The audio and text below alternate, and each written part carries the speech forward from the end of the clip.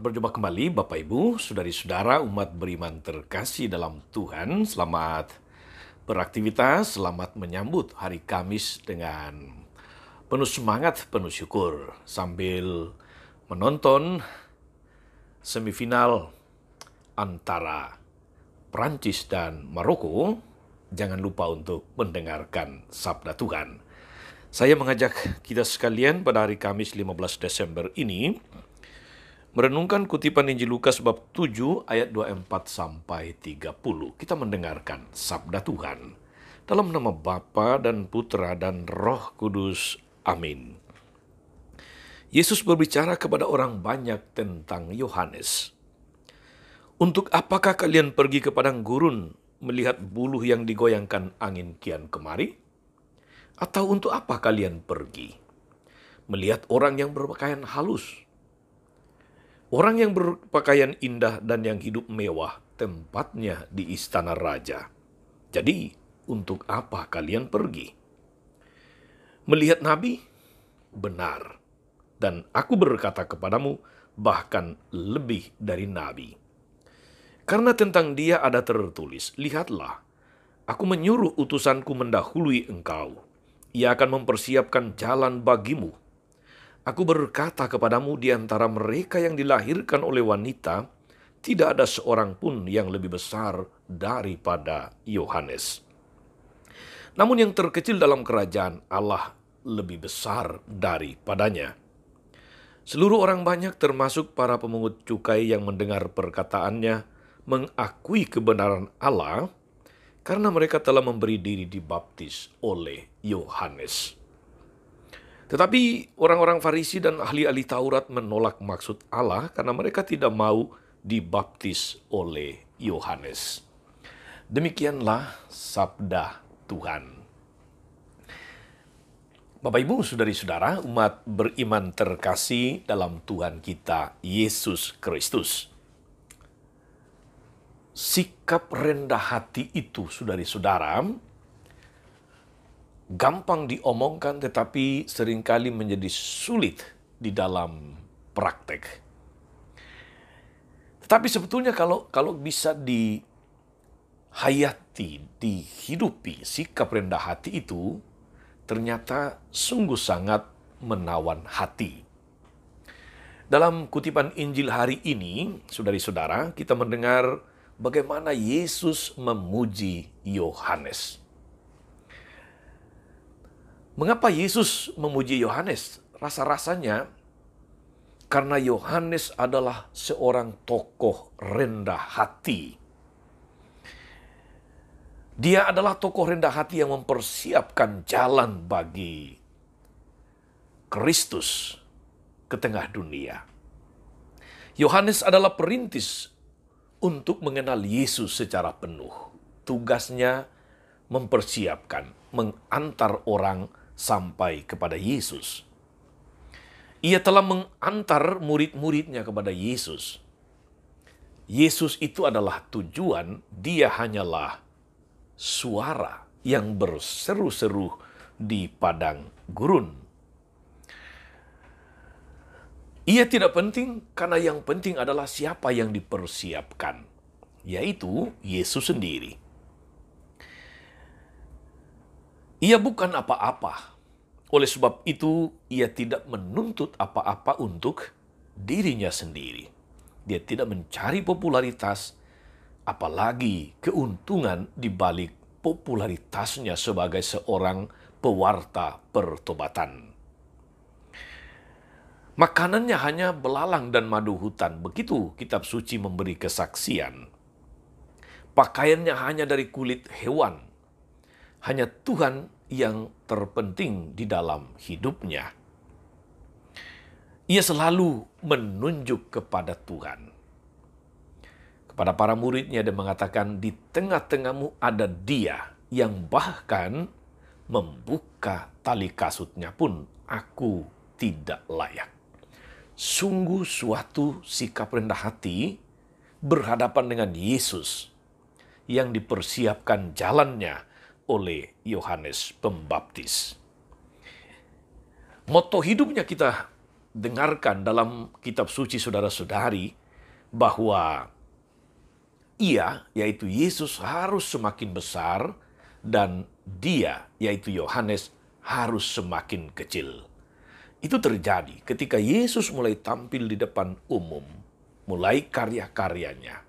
Yohanes semakin mundur ke belakang layar karena tugasnya untuk mempersiapkan orang bagi kedatangan Tuhan sudah dia laksanakan dan yang dipersiapkan sudah datang. Saudari-saudara, umat beriman terkasih dalam Tuhan, apa kata Yesus tentang perintisnya Yohanes Pembaptis yang rela turun panggung ini, saudari-saudara? Itu kita dengar dalam kutipan Injil Lukas hari ini. Gereja Yesus mengatakan, sesungguhnya di antara mereka yang dilahirkan oleh perempuan tidak pernah tampil seorang pun yang lebih besar daripada Yohanes. Ini sebuah pujian yang sejati, bukan sekedar menyenangkan hati Yohanes. Ini pujian yang tulus dari Yesus tentang Yohanes Pembaptis yang mempersiapkan kedatangan Tuhan. Saudari-saudara, umat beriman terkasih, sungguh siapa yang merendahkan dirinya akan ditinggikan. Demikian kata-kata Yesus dalam bagian Injil yang lain, kita tahu itu. Gereja dan kita, saudari-saudara, dipanggil untuk menjadi perintis bagi Yesus, Sang Sabda yang menjadi manusia, Sang Juru Selamat kita, Sang Penebus. Gereja dan kita tidak boleh menjadi tujuan. Kita hanyalah sarana yang melalui kesaksian hidup kita semakin mengantar orang mengenal Yesus. Semakin mengantar orang untuk menyadari bahwa betapa baiknya Tuhan.